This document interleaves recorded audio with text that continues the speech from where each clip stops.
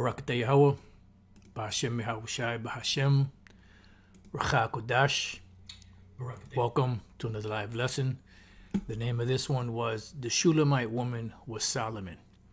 But even if she wasn't, ... you know, as in poetry, inside joke. But what you're looking at is a video that Elder Pastor called me yesterday and told me that, you know, Vocab had done another video, and I went to it. I watched about 47 minutes or so of it. You know, I was waiting to see when the individual that was on the comment board would come on, because there was an individual that was on a comment board bringing out information about this particular show on Jerry Springer. And I just want to say, Vocab, you're not a very good researcher, because if you were, it took me maybe not even 2 minutes to find the air date of that show. And it was March 19th, you know, 1997. No, 1996, I believe 97, one of those two. You know, I got to look it up again. I looked it up yesterday, you know, and I was even tempted to put it in to give, you know, to help your ass out, you know, but I didn't. Somebody else did. But anyways, be it as it may, you know, we're going to listen to this. And he goes into the word ruddy. Pastor covered that. But I want to just let it roll, because he's going to go into Songs of Solomon, you know, the first chapter. And he's saying that because this is what them small hats say. You know, I've heard this argument many times, that the person that wrote Songs of Solomon was the Shulamite woman, so on and so forth, this, that, and the other. It wasn't Solomon. Well, we're going to get into that, you know, and, well, you know what, let's just listen to this and we'll get into it. Lord's will, you know, everything will come together. To this, and even do a study of how color words were used in the Hebrew. Every indication from every credible source that I've seen, and I encourage people to look this up, is that ruddy is describing a reddish hue of brown. It's brown, which he's correct on that, with that red hue. And if you think which you know, when you look at the actual word, you know, but as you heard Elder Pastor break it down, you know, the reason why, you know, the Philistine looked at King David like that was because he said, "Who's this scrawny little wimp? You know, you bringing to fight me? You know, I'm a man of war." You know, he probably had scars on his face, probably had pieces of his nose missing, maybe one ear was gone, or a piece of his ear was gone. He had all kind of wounds everywhere from different, you know, battles that he was in. You know, probably piece of his, you know, side, you know, might have been chopped into by a dagger or a sword, or whatever the case may be. And you bringing this kid up here to fight me. This is, you know, and that was the sentiment that Goliath had towards King David.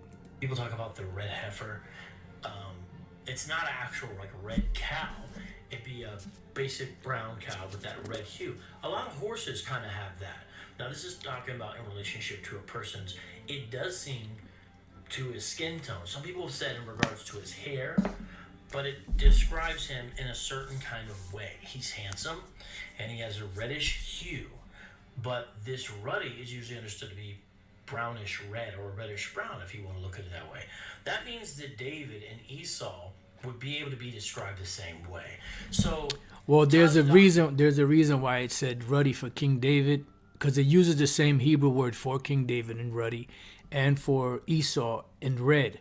But there's a reason why one said ruddy and the other one said red. Red and ruddy are two different colors, you know, or red and ruddy are two different sentiments, you know. So Vocab, you lose again. Is off trying to say David wasn't ruddy, basically, when he was. Now, that doesn't mean David was white. That'd be ridiculous to think David was white. But it's also equally ridiculous to think of Solomon as being black. Here we go. The Hebrew Israelites mean it. Because when you actually go to Song of Solomon 1:5, who's speaking here in Song of Solomon 1:5? It's the she. And it's the she, right? But we're going to get into it. But what I want to do is I want to start off real quick. It says the young Shulamite bride and Jerusalem's daughters. right? So it says Songs 1 and 1, right? Songs of Solomon 1 and 1. The Song of Songs, which is Solomon's. Whenever you write a book, whenever you write a song, whenever you write poetry, for that matter, whenever you paint a picture, whenever you do anything, build a structure, or whatever the case may be, what is the main thing besides the name of the structure or the way that it was erected or the reason why it was erected? What is the main thing that is accompanied with that? The name of the person that put it together. When you look at these books, you don't have books out there, by, such and such book by an anonymous writer or source, unless they use a pseudonym, which you have those, which is a fake name. You have a lot of different authors out there that write different types of books, and they use a pseudonym or a different name or a fake name, so that they can reach another, batch of people, so to speak, so you could understand. All right. So the title or the words or the credit for the person writing that book would be printed. Their name would be printed there as the author. So right off the bat, when we read this Songs of Solomon 1 and 1, the Songs of Songs, which is Solomon's. So he's putting his stamp on it, and this is why it's called Song of Songs, right? Let me get the full wording. Let me get the full wording. Browse Bible. Let's see. Does it say it here? Song of Solomon. You see, Song of Solomon. The name of the book is called the Song of Solomon, or the Songs of Solomon. All right. So it's attributed to King Solomon. Okay. The Song of Songs, which is Solomon's. Now it says the young Shulamite bride and Jerusalem's daughter. So let's say that, well, no, let's deal with the word Shulamite now. All right, let's deal with the word Shulamite. Let's go here to Songs of Solomon 6 and 13. Return, return, O Shulamite. Return, return. Oh, matter of fact, before we even go into the Shulamite, right, let's go into the fact, because it says a young Shulamite bride, which when you read this, there's times where it's speaking of a woman, which King Solomon was referring to himself as a woman, and the Most High as the man, and his devotion and his love for his man. All right, which in this, in this world, they make it to be happy, but it's not talking about that. You can, like King David and Jonathan had a love for each other, which was a brotherly love. But in this society, it's taken as being happy lovers, because, this is a perverted place.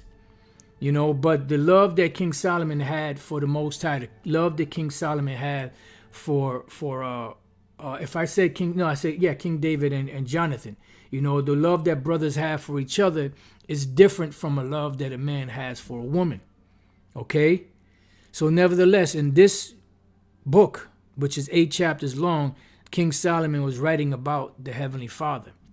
All right? So when we go to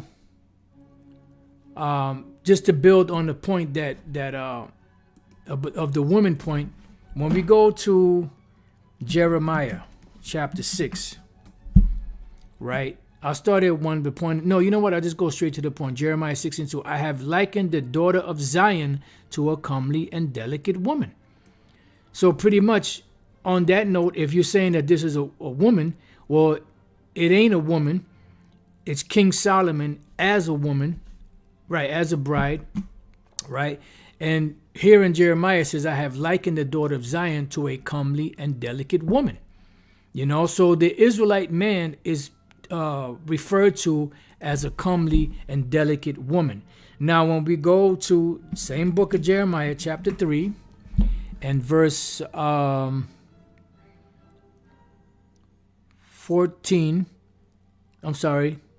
14 Turn, O backsliding children, say of the Lord, YAHAWASHI, for I am what? I am married unto you. So we know that the Most High is a man of war. So if he's married unto us, then that would make us what? Like a bride or a woman. All right? And the affection that the Lord has for us, you know, is in that fashion, but not like a man and a woman, you know, so you could understand. The brother put a bridegroom. Let me see, a bridegroom, often shortened to groom, is a man who is about to be married or who is newlywed. Yeah, that's right. All right, so turn, O backsliding children, saith the Lord, for I am married unto you, and I will take you one of a city and two of a family, and I will bring you to Zion. So we see here that the nation of Israel, or the Israelites really, are the Israelite man are the ones that are considered to be what? The bride or married unto the Most High. And when we read here is Shawabawah or Shawabwa, which return, Shawab is return. What? Bun Yum, sons. Shawababyum, Naam, Yahawah. So it says return, sons. For what? For I am married unto you. So the sons of Israel are compared to a woman. All right, as we read in Jeremiah 6 and we're reading here in Jeremiah 3:14. Then we go to the New Testament. We go to the book of 2 Corinthians, not 1:21, but 2 Corinthians chapter 11 and verse 3. Matter of fact, 2. For I am jealous over you with godly jealousy, for I have espoused you to one husband, that I may present you as a chaste virgin to Yahawashi. So bottom line, you know, anywhere you slice it, the Israelite man is compared to a woman in the scriptures. And the elect Israelite men are being prepared as a bride is being adorned and fashioned and molded to get married to a hypergamous individual. And that hypergamous individual is Yahawashi. You know, hypergamy means the best, you know, marriage, or top marriage, or something along those lines, so you could understand. You could look the word up yourself. So in the case of, okay, it's talking about a woman, it's talking about King Solomon as a woman, who is the author of Songs of Solomon. All right. Then we move on into the word Shulamite, which they have up here, the young Shulamite bride and Jerusalem's daughter. Return, return, O Shulamite, return, return, that we may look upon thee. What will you see in the Shulamite? As it were the company of two armies. When we look up the word Shulamite is Shawalamayath, which is the root word of it is Shalom, which means peace. Shulamite, the perfect or the peaceful, the heroine lover of the Song of Songs of Solomon. Right? We read on down, the Shulamith, an epithet of Solomon's queen Shulamite, which is not the epithet or the name or another name for Solomon's queen. It is a name for Solomon himself. We keep scrolling down. Shulamith, of the maiden who is celebrated in the Song of Solomon, Canticle 7:1, right? But Hashawalamayath may be taken for the Gentile noun IQ, Shawanam Yath. Shunammite, from the town of Shunem, keep this in mind, is by Eusebius called Sulam. The Shulamite, and this on account of the article seems preferable. This may be taken as a feminine form of Solomon, because it is another name for King Solomon. You know, and he's saying it in a feminine way. Why? Because he is the bride or the wife of the Most High. Just like we are the bride and the wife of the Most High, as we read in Jeremiah 3:14. When you look at the word children, the word there's bunyum, or sons. Okay. Now, so we covered that. This is established as attributed to King Solomon, or the author of this is King Solomon, the Song of Songs, which is Solomon's. We've also established that if it's speaking about a woman, it's speaking about Solomon in a feminine form. We went to scriptures proving that. Then if it's speaking about the Shulamite woman is speaking about King Solomon. It's a feminine way of saying King Solomon. All right. And then now let's say the case be that it's talking about let's say the case is talking about a Shulamite woman in general, which the word Shulam and Shunem are synonymous with each other, as we read down here. Let's see, right here, Shawa Lam Yath, usually explained as adjective of a people, feminine, Shulamite, with article as noun, Ha-Shaya, heroine of Songs of Solomon, Songs 7 and 1, twice in verse Shunammite, from Shawanam, modern Sulem. All right, so Shunem and Sulem are identical. All right, then it goes on to say compare Nabatean, proper name, feminine, Shala Yamath, so on and so forth. So we're seeing here, even when you read down here, Shunammite from the town of Shunem is by Eusebius called Sulam. So Sulam, Sulamite, Shunem, Shunammite, synonymous with each other. Even when we go here to this, you look up the word Shulamite on King James Bible. It says the same as some think with Shunammite from Shunem, otherwise the import of the word is uncertain. Then it has the word Shulamite. So we read here that they connected Shunem and Sulam. Shunammite, Shunammite. I hope you brothers are following along. If you don't, then I'll explain it again. Just let me know if brothers, I hope I didn't lose anybody. All right. So let's just say it's talking about a total different woman, a Shulamite, Shulamite/Shunammite woman. All right. Well, who are the Shunamites? Well, when we go and progress into the scriptures, David in old age, 1 Kings 1 and 1. Now, King David was old and stricken in years.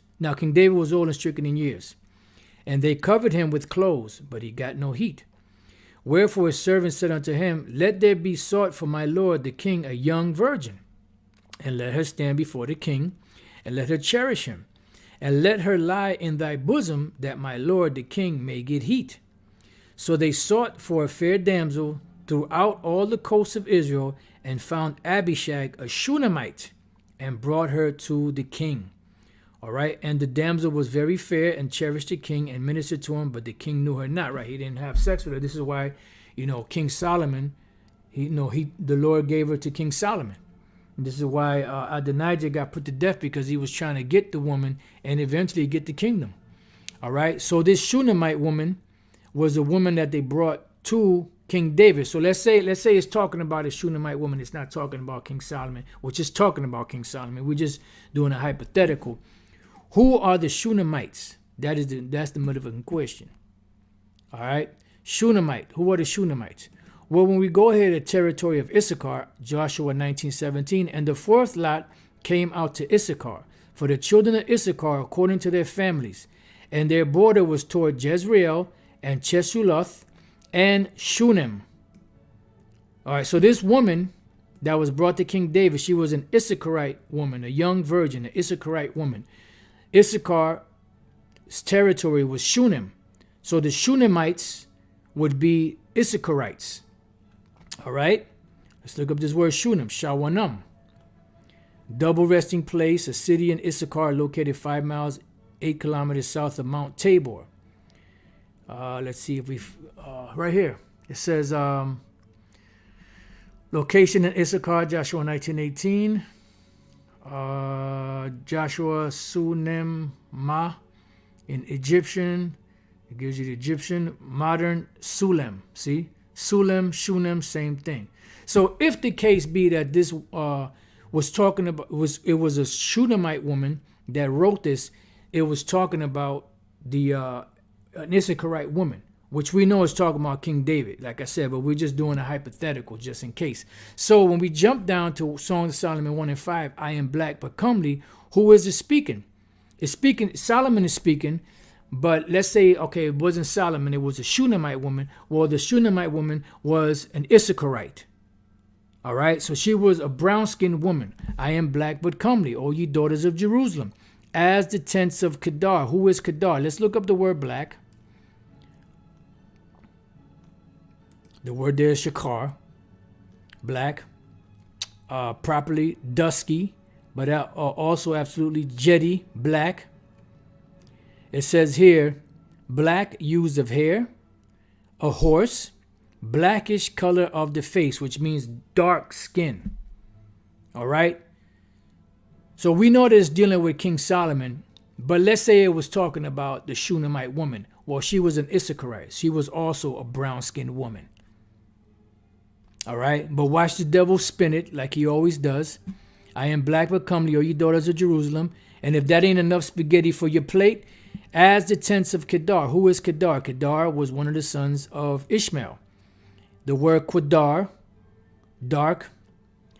Then we scroll down, speaks about the Bedouins, which were Ishmaelites.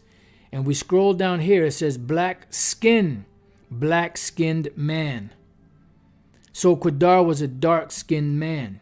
So she's saying as the tents of Kedar, as the curtains of Solomon. So she's comparing herself to Kedar and to Solomon. So even if you go that route with it being the Shunammite woman, it's still saying that the Shunammite woman is a so-called black woman, just like Kedar and just like Solomon. So anywhere you go, if you go this way, we got you. If you go that way, we got you. And if you do anything else, we'll drop a dime on you. Okay, dude? Nowadays, they got cell phones or smartphones. All right? So this devil is very crafty. All right? So you got to understand that this devil, vocab Malone, is very crafty.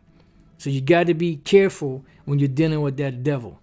And then he'll act all innocent, and everything. So even in this, which we're going to let him speak, even when he says this, he pretty much shot himself in the foot no matter which way you look at it. Because if the Shulamite woman, if the Shulamite woman wrote this, which she didn't, she's a Shulamite / Shunammite, which is an Issacharite.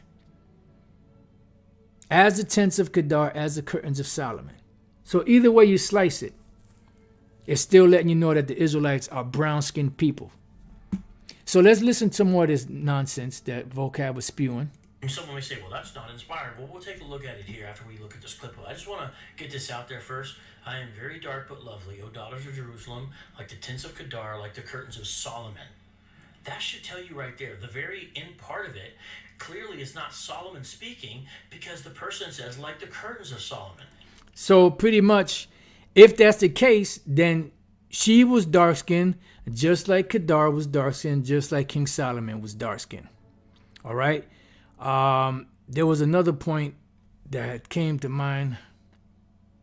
Let me see, where are we at? 26 minutes. Let me bring it back just a little bit, see if I could refresh my Daughters of Jerusalem, like the tents of Kedar, like the curtains of Solomon. That should tell you right there. The very end part of it clearly is not Solomon speaking. Well, when you write poetry, when you write books, when you write different things, you write in what's called the third person. Let's see something. Let's type in this.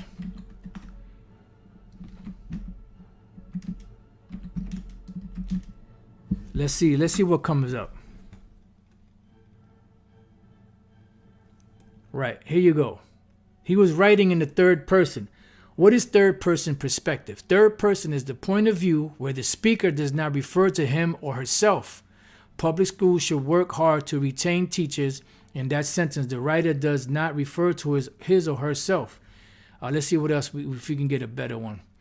To write in the third person refers to people or characters by name or use third person pronouns like he, she, it, his, her, its, him, her, it, himself, herself, itself, and themselves.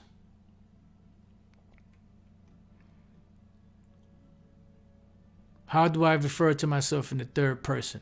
In most contexts, you should use first person pronouns, I, me. To refer to yourselves in some academic writing, the use of the first person is discouraged, And writers are advised to instead refer to themselves in the third person. So these are writers. So this is a writing. These are songs that King Solomon was writing about the Heavenly Father and about wisdom. And he was writing about himself in the third person. So you're not going to directly say and I, and I, and I. This is why when you go to the top of it, the Song of Songs, which is Solomon's, because he wrote this. But as you read through this letter, of devotion to the Most High and to wisdom, pretty much he's writing in the third person. This is why he refers to himself sometimes as a she. And we already explained that the sons of Israel are compared to a comely and delicate woman, so on and so forth. So no matter which way you slice it, it still comes up, that the Israelites are dark-skinned or brown-skinned people. Let's see what else this devil got. Because the person says, like the curtains of Solomon. Right, because he was writing in the third person. What don't you get about that? It's a poem. Vocab. They did you dirty, man. Like Apostle Tar, said, you should hire yourself a lawyer and get your money back. Get you a small hat because they usually do the best job. Somebody speaking about themselves, if it's Solomon, wouldn't say like the curtains of Solomon. Yes, he would if he was writing in the third person, which he is. Remember, this is a poem. This is poetry. It's not that hard, vocab. And you should be ashamed of yourself, man. All this studying you've done, all this money you paid, and you can't even get around that. They would say, but you know what you are? Let's go real quick here to Psalms 58. And the devil, you cut him and he'll just act like you didn't cut him.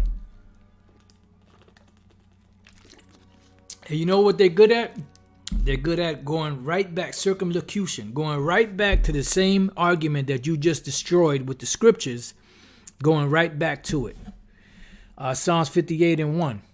It says, to the chief musician, Al-Tashkith Michtam of David. Do ye indeed speak righteousness, O congregation? Do ye judge uprightly, O ye sons of men? This is directed to you Edomites. It says, yea, in heart ye work wickedness. Right, in your mind you work wickedness. The scriptures say that the heart is deep. You weigh the violence of your hands in the earth. Yeah, look at the earth.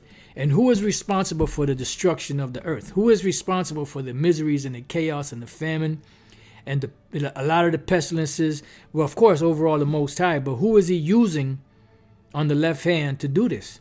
You Edomites. You weigh the violence of your hands in the earth. The wicked are estranged from the womb. So as soon as you're born, you're estranged. Why? Because you are the wicked. It says the wicked are estranged from the womb. And the scriptures say that the earth is given into the hand of the wicked. The earth is in your hands. You are the one in control of it. You are the one in rulership of it. So it says they go, and then also the scriptures identify the Edomites as being the wicked. They go astray as soon as they be born, speaking lies. And that's all you do is speak lies. You are physicians of no value. You are forgers of lies, physicians of no value. Their poison is like the poison of a serpent. They are like the what? The deaf adder that stoppeth her ear. And no matter what you say to this devil, no matter how many times you cut him, no matter how many times you slice him, no matter how many times we check these fools and or that my man Deacon Asaph, they're not gonna get it. They're not gonna listen because they are not wired like that. They are wired to, and then the way that they're trained to go around and circumvent your argument. And that's why they keep going back to the same scripture that they've just brought out, that you just sliced the smithereens to pieces through the spirit and power of YAHAWASHI by other scriptures, but they'll still keep going back to the same thing over and over again. Then you have a bunch of boneheads here, like on the comment board, that a lot of them are Israelites, that are caught up in this devil's web, in the devil's lasso. A good riddance to you, anyways. So it says, which will not hearken to the voice of charmers. Who are the charmers? The prophets. And he's not going to listen, no matter how well you break it down.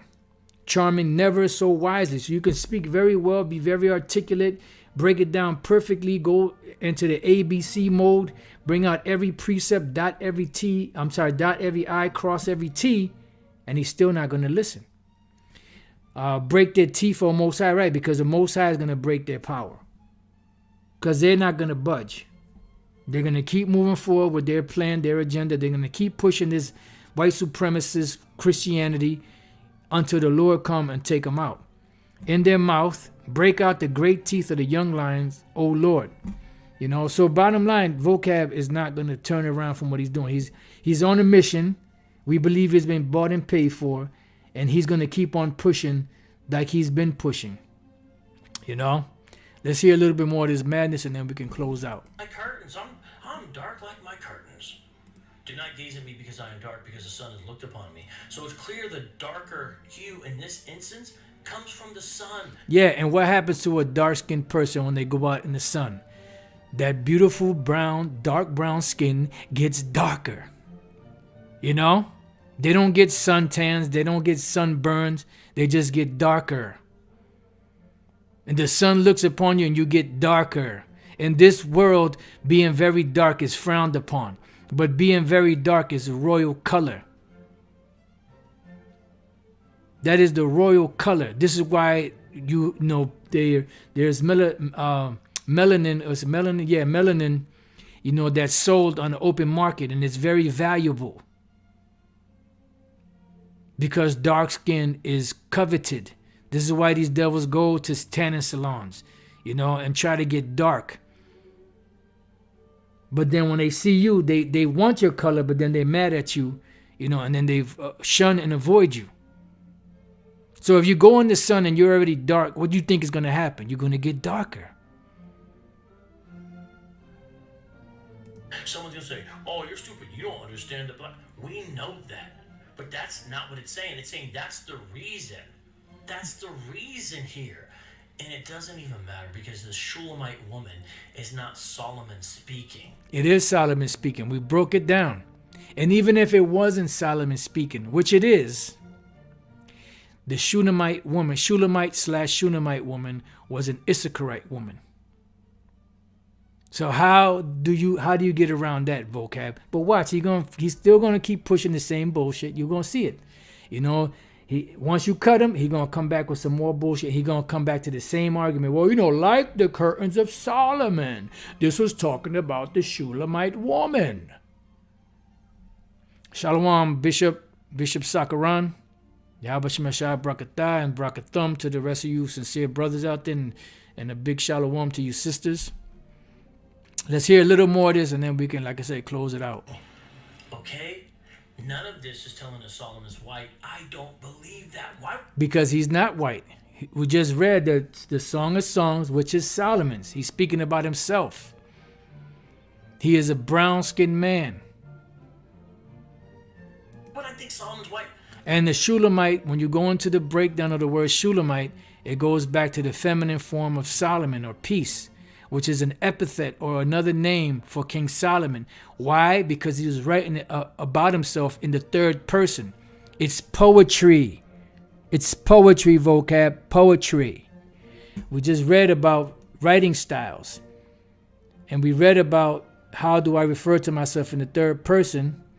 It says in most contexts you should use first person pronouns, I, me, to refer to yourself. In some academic writing, the use of first person is discouraged, and writers are advised instead to refer to themselves in the third person. Like we read up here, refer to people or character by name or use third person pronouns like he, she, it, the Shulamite woman, her. Come on, Vocab. It ain't that hard. But you can't get Solomon being black out of here. Just like you can't get... Yes, you can. You can get Solomon being black out of this. Because black here, when it says very dark, I am very dark. And this even breaks it down even further. I am very dark. You know? That when you go to the word black, it's blackish of skin. Then when you look up the word Kedar is dark skin or black skinned man. You know? And then Solomon is also in there. because this is speaking about Solomon. So no matter which way you slice it, it still comes out that the Israelites are brown skinned. No matter how you slice it, vocab. Judahites being black out of Jeremiah 14:2, it's a verb. Just like you can't get David being ruddy actually being black somehow, but then Esau's also. Well, Red Fox, was he not considered to be so-called black? You know? You had Detroit Red, I believe Detroit Red was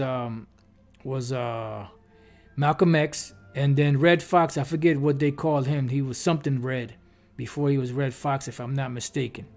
You know?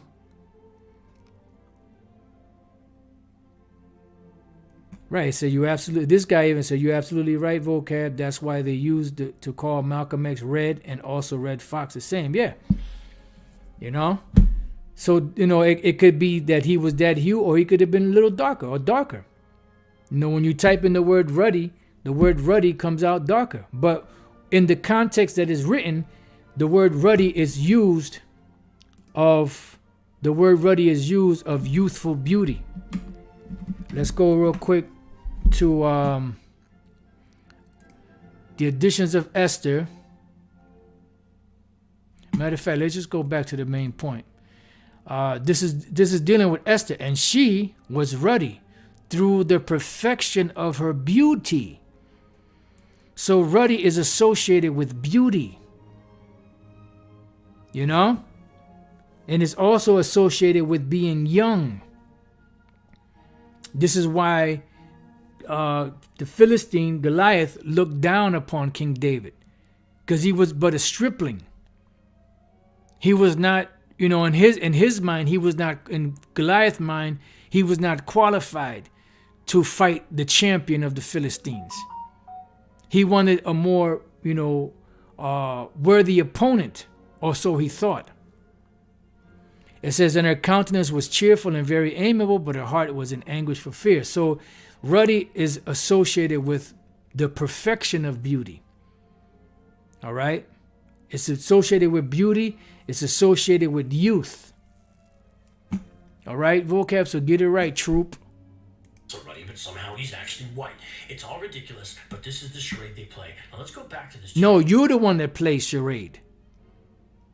Because you get cut, and what do? You keep going right back to the same thing. Why? Because you are the deaf adder that stoppeth her ears.